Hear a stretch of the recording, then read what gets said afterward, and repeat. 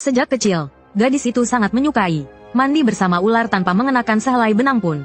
Ketika ayahnya mengetahui hal ini, agar putrinya berhenti dari kebiasaan anehnya, ia bahkan tega membunuh semua ular di radius ratusan mil. Namun, pada malam hari saat ia membunuh ular-ular itu, ayahku justru dipatuk ular hingga mati di dalam lubang jamban. Dan sejak hari itu, aku mulai mengalami demam tinggi. Sisik ular tiba-tiba tumbuh lebat di lenganku. Para tetua desa mengatakan bahwa ayahku telah membuat marah dewa ular di gunung karena membunuh ular-ular itu.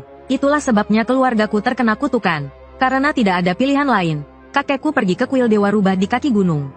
Dan memohon seuntai lonceng tembaga merah untuk diikatkan di pergelangan kakiku. Berkat itu, nyawaku terselamatkan. Demamku turun dan sisik ular di tubuhku juga mulai menghilang. Awalnya kupikir mimpi buruk ini telah berakhir. Tetapi tepat di hari ulang tahunku yang ke-19, sisik ular tiba-tiba muncul kembali di punggung tanganku. Malam itu juga, beberapa ular masuk ke dalam selimutku. Dan terus menggesek-gesekkan tubuh mereka ke pangkal pahaku. Meskipun aku masih perawan, aku tahu apa artinya semua ini. Namun, kakekku telah meninggal. Dan tidak ada lagi yang bisa memohonkan seuntai lonceng baru untuk melindungiku. Melihat itu, nenekku segera membawaku untuk menemui dukun terkenal, Huang Po. Tapi Huang Po hanya melirikku dan langsung terkejut. Dia berulang kali menolak untuk menangani masalah ini dan menyuruh kami mencari bantuan di tempat lain. Namun, akhirnya dia luluh oleh permohonan nenekku. Dan setuju untuk meramalku. Anehnya, 3 kali aku mengambil lot. Semuanya adalah lot kematian. Hingga dengan tangan gemetar, aku mengambil lot keempat. Tiba-tiba berubah menjadi lot terbaik. Melihat itu, Huang Po mengatakan aku mungkin masih memiliki secercah harapan. Tetapi lot ini terlalu aneh dan dia tidak bisa menafsirkannya. Dia perlu bertanya pada leluhurnya. Setelah mengatakan itu, dia membawa aku dan nenekku ke ruang pemujaan di rumahnya. Di arah selatan ruang pemujaan terdapat sebuah tablet peringatan dengan tulisan kakek besar Huang Xian. Huang Po berjalan ke tablet, menyalakan beberapa dupa kuning, lalu membungkuk di depan tablet tersebut. Kemudian, dia menyebutkan tanggal lahirku, dan merapalkan beberapa kata seperti nasib gadis ini tergantung pada lot ini. Sulit ditafsirkan. Akhirnya, dia menancapkan dupa kuning di atas meja altar. Siapa sangka, begitu dupa ditancapkan, sesuatu merayap dari bayangan di kakinya, dan naik ke tubuhnya. Seketika, seluruh tubuhnya bergetar. Kepalanya tiba-tiba menoleh dan menatap kami. Lehernya mengeluarkan suara gemeretak seperti tulang yang patah. Matanya berubah menjadi seukuran biji kacang hitam. Sudut mulutnya membentuk senyuman aneh. Dengan suara serak, dia berkata, "Terlilit hutang ular, bersisik ular, harus bayar hutang. Kalau tidak, mati." Nenekku bertanya dengan cemas, "Dukun, bagaimana cara membayar hutang ini?" "Hutang ular bukan urusan saya. Tanyakan pada leluhur mereka." Nenekku masih ingin bertanya lebih lanjut. Tetapi Huang Po bergetar lagi dan kembali normal. Sambil menggosok keningnya, dia berkata, "Kalian juga sudah dengar, leluhurku bilang keluarga Su harus membayar hutang. Tapi bagaimana caranya? Bukan dia yang menentukan." Nenekku segera bertanya, "Lalu siapa yang memutuskan?" Dukun itu menjelaskan, "Utang ular harus ditanyakan pada Dewa Chang. Dewa Chang adalah Dewa Liu." Dukun itu berkata sambil membakar dupa lagi. Lalu dia mengambil segenggam abu dupa dan menaburkannya di atas meja. Abu dupa bergerak tanpa angin. Tak lama kemudian, abu itu membentuk sebuah nama. Wajah dukun itu berubah drastis. Bibirnya bergetar. Dewa Chang yang menguasai daerah ini bukan orang yang mudah dihadapi. Kalian harus siap mental. Aku mengangguk. "Dukun, silakan bertanya." Melihatku setuju, dukun itu menjentikkan jarinya dan membaca mantra. Lalu dia berlutut menghadap timur dan terus bersujud. Bersujud sampai dahinya berdarah. Dupa yang menyala tiba-tiba padam. Dukun itu pun berhenti bersujud. Dia berteriak, "Menyambut Tuan Bai." Nenek segera menekanku untuk ikut berlutut. Bulu kudukku berdiri. Tiba-tiba aku merasa sangat panik. Ruangan itu terasa dingin, dan dalam kegelapan, sepertinya ada sesuatu yang mengawasiku. Keluarga Su berutang. Hari ini, dengan berani saya bertanya pada Tuan Bai, "Bagaimana utang ini harus dibayar?" Dukun itu bertanya. Kemudian, terdengar suara dari sudut ruangan yang gelap. "Nyawa dibayar nyawa." Nenek menangis dan berkata, "Seluruh keluarga Su akan mati. Ambillah nyawa saya, wanita tua ini. Tapi biarkan gadis ini hidup." Aku segera menarik nenek dan memintanya untuk tidak berbicara sembarangan. Namun, suara itu terdengar lagi. "Tidak mati juga boleh, tapi berapa banyak nyawa yang terutang, harus dibayar kembali. Berapa banyak orang yang telah mati di keluargamu? Hitunglah. Berapa banyak ular yang telah kalian bayar? Sedangkan sisanya, biar wanita ini mengandung anak ular untuk membayarnya. Berapa banyak yang dibunuh saat itu? Sekarang lahirkan sebanyak itu." Nenek langsung tercengang, lalu dia berkata dengan gemetar, "Tuan Bai, cucuku sudah bertunangan. Perjanjian ini tidak bisa dilanggar. Jika dilanggar, dia tidak akan hidup." Mendengar ini, aku malah bingung. Aku bahkan tidak tahu kapan aku bertunangan. Dukun itu juga mengangkat kepalanya dan menatapku dengan terkejut. Dia sepertinya memberi isyarat padaku dan nenek. meminta kami untuk tidak berbicara sembarangan. Suhu di dalam ruangan tiba-tiba turun. Suara sisik ular bergesekan di lantai tiba-tiba terdengar. Tapi aku tidak melihat ular di dalam ruangan. Hatiku mulai gelisah. Tiba-tiba, suara gesekan itu berhenti di belakangku. Ekor ular yang dingin tiba-tiba melilit pergelangan kakiku. Kemudian suara lonceng terdengar dari pergelangan kakiku. Suara itu juga terdengar dari belakangku. Bagus, bagus, bagus. Pantas saja keturunan keluarga Su banyak yang mati dan terluka. Tapi kau bisa hidup sampai usia 18 tahun. Ternyata kau bertunangan dengan rubah itu. Aku terkejut. Aku tidak mengerti apa yang dia katakan. Karena kau sudah meminta perlindungan orang lain. Mengapa kau bertanya padaku? Ekor ular itu tiba-tiba mengencang. Pergelangan kakiku sakit sekali. Suaranya terdengar mengancam. Ku berikan kau satu kesempatan terakhir. Bayangan ular yang melilit berkerumun di pikiranku. Ular-ular itu saling berjalin. Rasa mual menyergapku. Lalu aku berseru, tidak mungkin. Bagaimana manusia bisa melahirkan ular? Dukun beranak itu tiba-tiba bersujud dan berkata dengan gemetar. Ampun, Tuan, anak ini tidak tahu apa-apa. Kemudian terdengar suara tawa dingin. Ekor ular yang melilit pergelangan kakiku menghilang. Suhu ruangan pun kembali normal.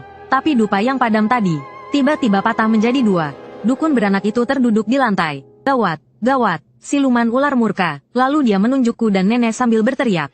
Kalian berdua cepat pergi dari sini. Aku tidak mau bernasib sial bersama kalian. Aku dan nenek praktis diusir. Setelah sampai di rumah, nenek tampak lebih tua.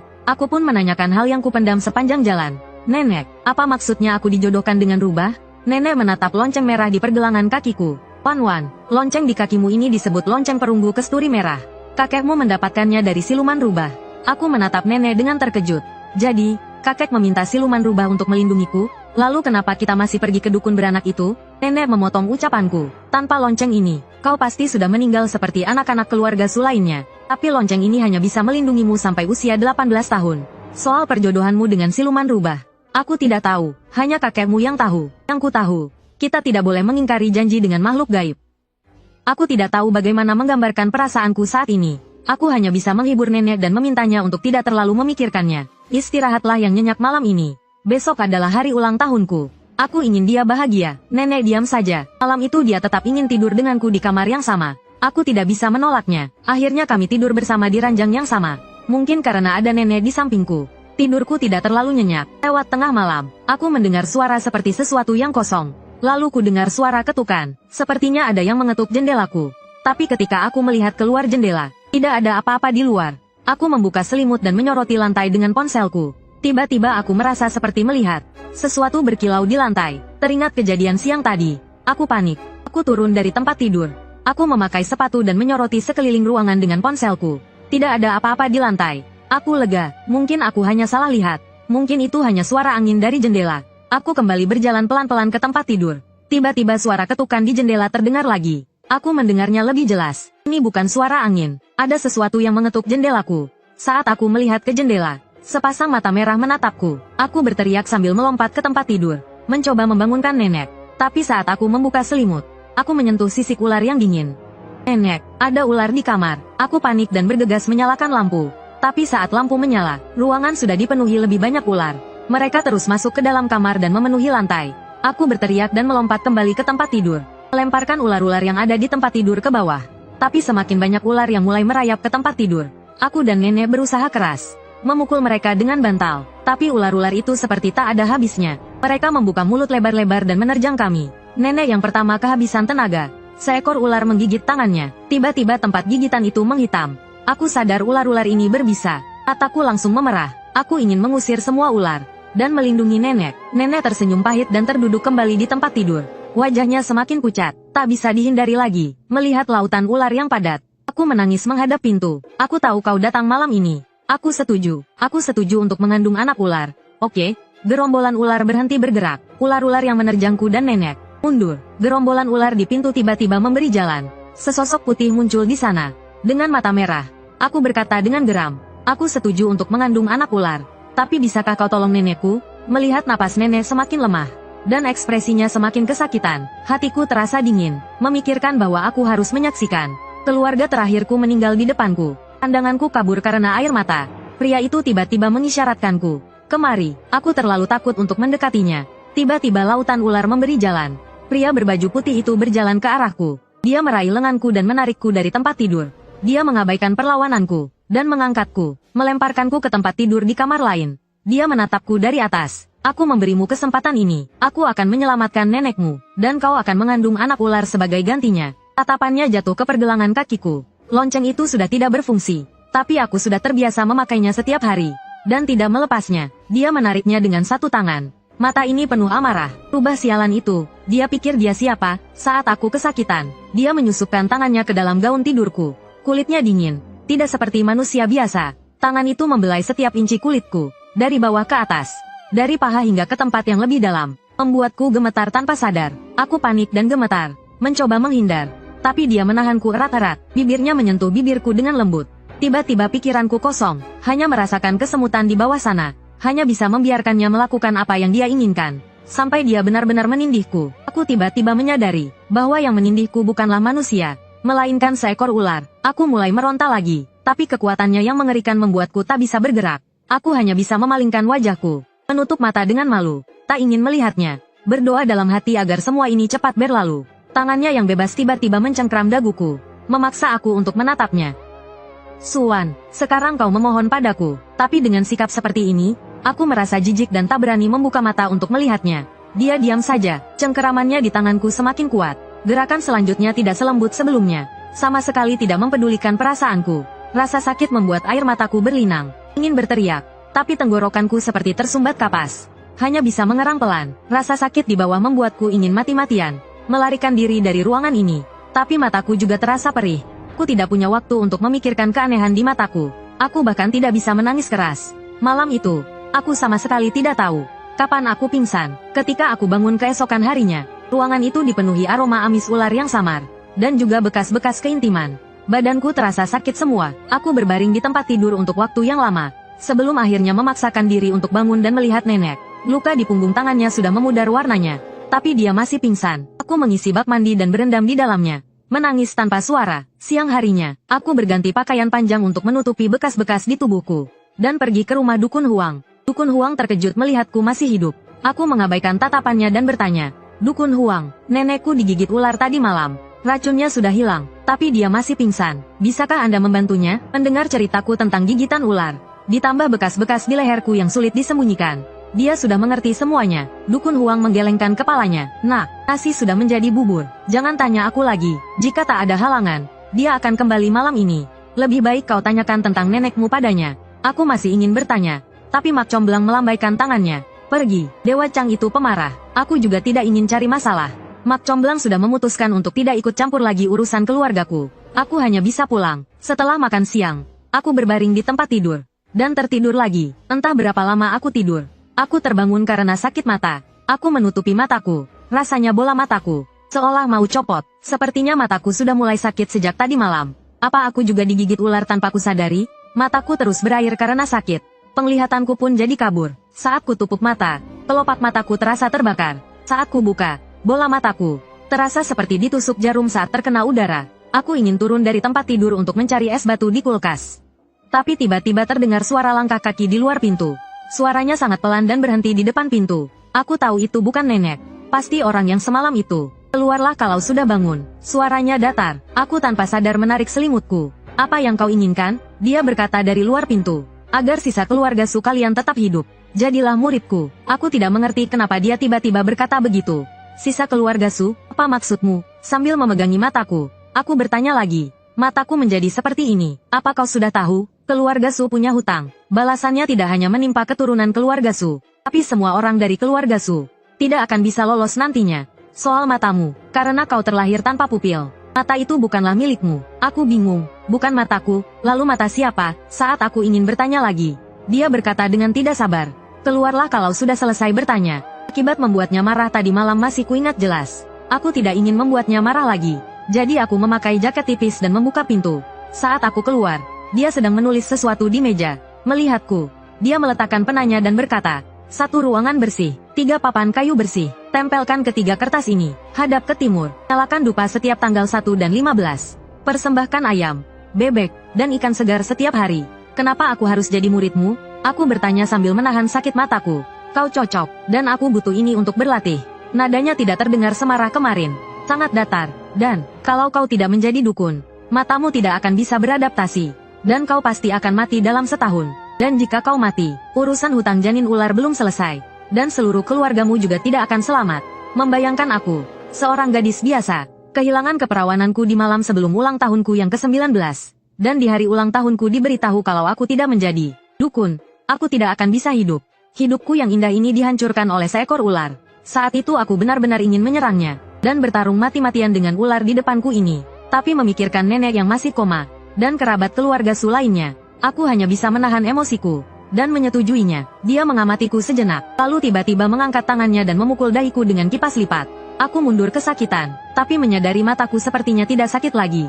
Setelah merasakan sensasi dingin mengalir ke mataku. Penglihatanku berangsur-angsur menjadi jelas. Aku menggosok mataku. Dan untuk pertama kalinya melihat dengan jelas wajah Chang Xian ini. Mata Peach Blossom. Pupil matanya agak terang. Wajahnya sangat tampan. Para bintang di drama televisi. Juga seperti ini, saat aku tertegun, dia berkata, besok sebarkan berita, mulai terima klien, nenekmu akan bangun 7 hari lagi. Setelah meninggalkan kata-kata ini, seluruh tubuhnya perlahan berubah menjadi asap putih dan menghilang. Aku pergi ke meja, dan melihat 3 lembar kertas itu. Ketiga kertas itu berwarna merah.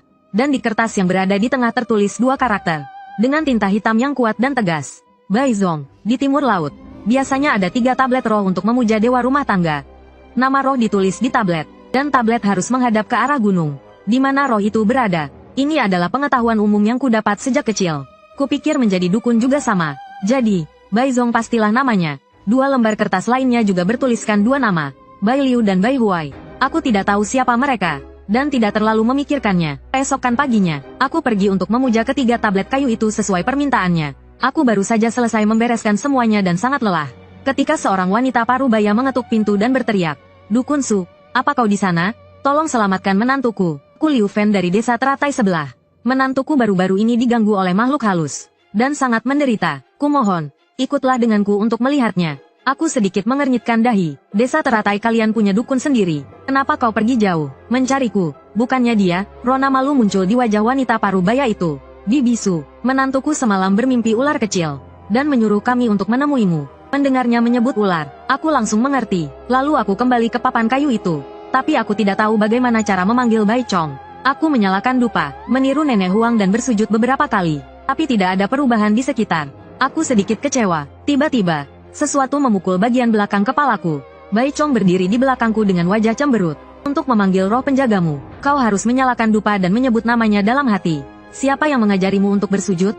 Aku menggigit bibirku, menghindari tatapannya. Seseorang bernama Li Fen dari desa teratai datang menemuiku. Kau yang menyuruhnya datang? Nenek Huang dari desa teratai tidak mau menerimanya. Jadi kau yang datang. Keluarga itu diganggu oleh sesuatu yang jahat. Nenek Huang dari desa teratai tidak berani mengurusnya. Mulai sekarang, kau hanya menerima kasus yang berbahaya. Kasus yang tidak berani diurus orang lain. Aku sangat ketakutan, mengira dia bercanda. Bagaimana mungkin aku bisa menangani kasus seperti itu? Dia melirikku dengan dingin. Aku roh penjagamu. Aku yang memutuskan. Setelah itu, Bai Chong berubah menjadi ular putih. Perlahan mengecil dan melilit pergelangan tanganku. Menggigit ekornya sendiri seperti gelang perak. Lalu aku mengikuti Li Fen ke desa teratai di sebelah. Tapi sejak memasuki rumahnya, aku merasa tidak nyaman. Bukan sugesti, tapi aku merasa sangat tidak tenang. Aku berkata dengan santai, rumahmu ini agak aneh. Li Fen mengangguk-angguk. Sejak menantuku sakit, keluargaku terus-menerus mengalami nasib buruk. Suamiku kakinya patah saat bekerja di ladang, dan bisnis anakku selalu rugi. Mendengar itu, aku merasa dejavu. Mungkinkah keluarga ini juga telah melakukan sesuatu? Dan mendapat balasannya, Li Fen membawaku ke kamar menantunya. Wanita yang terbaring sakit di tempat tidur. Tampaknya tidak jauh lebih tua dariku. Wajahnya pucat, bibirnya kebiruan. Dia tampak seperti dicekik hingga sulit bernapas. Ruangan ini gelap, dan saat aku masuk, aku merasa semakin dingin. Masalahnya pasti ada di sini. Tapi aku tidak bisa melihat apa-apa. Aku tidak mau mempermalukan diriku sendiri. Jadi aku meminta Li Fen untuk keluar. Setelah Li Fen pergi, suara Bai Chong terdengar di kepalaku. Lihat baik-baik dengan matamu. Aku mengedipkan mata dengan keras. Tapi aku tetap tidak bisa melihat apapun dari wanita itu. Tiba-tiba terdengar suara Bai Chong yang kesal. Bodoh, aku menyuruhmu melihat kakimu. Benda-benda kotor itu mulai merayap ke tubuhmu. Aku sangat terkejut. Aku melihat sekeliling dan ke bawah kaki. Di ruangan ini hanya ada seorang wanita sakit. Tidak ada yang lain. Aku tidak akan menolongmu sampai kau melihat mereka dengan jelas. Bai Chong berkata dengan ringan. Dia tampaknya tidak berniat membantuku. Sama sekali tidak berniat membantuku. Aku menyentuh pergelangan tanganku. Dia telah melepaskan pergelangan tanganku dan menghilang. Tiba-tiba, tawa anak-anak terdengar di ruangan itu tanpa peringatan. Aku merinding dan segera mundur. Tiba-tiba aku menyadari kakiku terasa sangat berat. Seperti ada beban yang terikat di sana. Aku berbalik dan meraih gagang pintu. Setelah memutarnya 2 kali, aku menyadari pintu itu tidak bisa dibuka. Wanita di tempat tidur itu bergerak. Dia tiba-tiba mengulurkan tangannya dan mencekik lehernya sendiri. Lalu dia menoleh menghadapku. Suaranya serak dan histeris. Tolong aku, tolong aku. Aku bahkan lebih ingin menangis darinya. Aku bisa merasakan sesuatu merayap di kakiku. Merayap di sepanjang pahaku sampai ke dadaku. Tapi aku benar-benar tidak bisa melihat apa-apa. Jangankan menyelamatkannya, aku sendiri dalam bahaya. Aku memanggil Bai Chong, tapi dia tidak menjawab. Dan aku mulai kesulitan bernapas. Aku nekat, dan mulai meraba-raba tubuhku. Dan aku benar-benar meraba sesuatu dengan mata tertutup. Rasanya seperti sepasang tangan kecil yang mencekik leherku. Aku tiba-tiba membuka mata. Aku merasa melihat sesuatu yang berwarna abu-abu di depanku. Aku segera berteriak, "Bai!" Ada tangan yang mencekik leherku. Suara Bai Chong terdengar. "Lihat baik-baik, apa itu sebenarnya?" Napasku semakin sesak. Kali ini, pandanganku mulai kabur. Wanita di tempat tidur itu tiba-tiba jatuh dari tempat tidurnya dan merangkak ke arahku sambil menangis. Tolong aku, jangan tinggalkan aku di sini. Aku tidak bisa menopang tubuhku." Dan perlahan meluncur ke bawah, bersandar di pintu. Saat itu, cekikan di leherku tiba-tiba mengencang. Karena rasa sakit, air mata mengalir deras dari mataku tanpa bisa kutahan. Saat itu, aku menyadari setelah air mata mengalir, pandanganku tiba-tiba menjadi jelas. Aku menatap 2 rongga mata kecil dan kosong, yang mengeluarkan darah hitam. Aku berteriak, "Anak kecil!" Tiba-tiba, sebuah tangan menarikku dengan kuat. Tubuhku tersentak ke depan, cekikan di leherku langsung menghilang. 3 hantu anak kecil ada di dekatku. Semuanya tampak garang, mereka menyeringai dan ingin mendekatiku lagi. Bai Chong mengernyitkan dahi dan menendang. Wanita yang melakukan aborsi, bayi yang belum cukup bulan penuh dendam. Dengan mudah berubah menjadi roh bayi yang menghantui ibunya. Untuk membalas dendam, aku mendongak, dan menemukan wanita yang merangkak ke arahku. Memiliki hantu kecil yang menempel padanya. Jadi ada 4 hantu kecil di ruangan ini. Dia telah melakukan aborsi 4 kali. Bai Chong menyipitkan matanya. Sepertinya dalam pandangan kalian manusia, ini hal yang biasa. Dia menunjuk ke 4 hantu kecil itu. Mereka semua perempuan. Aku terdiam, hanya merasa wanita di lantai ini juga bernasib malang. Dia jelas tidak jauh lebih tua dariku. Dan aku teringat saat pertama kali masuk, apa yang Li Fen katakan padaku. Merasa keluarga ini menuai apa yang mereka tanam. Aku akan mengajarimu sesuatu, kata Bai Chong sambil melambaikan tangannya. Hantu kecil yang menempel di leher wanita itu menjerit dan berguling-guling di lantai, seperti tersengat sesuatu yang panas. Wanita itu juga seperti kehilangan semua kekuatannya, dan pingsan lagi, tidak bergerak. Dia berdiri di dekat jendela. Wanita ini telah 4 kali aborsi, dihantui roh bayi, dan ruangan yang dia tinggali menghadap ke sisi yang teduh. Energi jahat tumbuh subur. Roh bayi yang seharusnya hanya membahayakan ibunya, bahkan tidak menyayangkan seluruh keluarga. Jika dibiarkan terus berlanjut, orang-orang ini hanya akan mati. Bai Chong berdiri di sana dengan dingin menatapku. Hal kecil seperti ini, aku tidak akan menanganinya. Kau telah mempersembahkan namaku dan kedua saudari itu di altar. Cukup sebut nama mereka dalam hati. Kau bisa memanggil mereka keluar. Aku segera menyebut nama Ziliu dan Bai Huai dalam hati.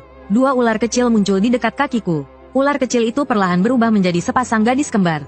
Mereka terlihat tidak lebih dari 10 tahun. Salah satu gadis itu tersenyum dengan mata melengkung, memberiku salam kuno. "Salam, Kakak Wan." Gadis ini sangat antusias, tapi yang di sebelahnya memasang wajah dingin.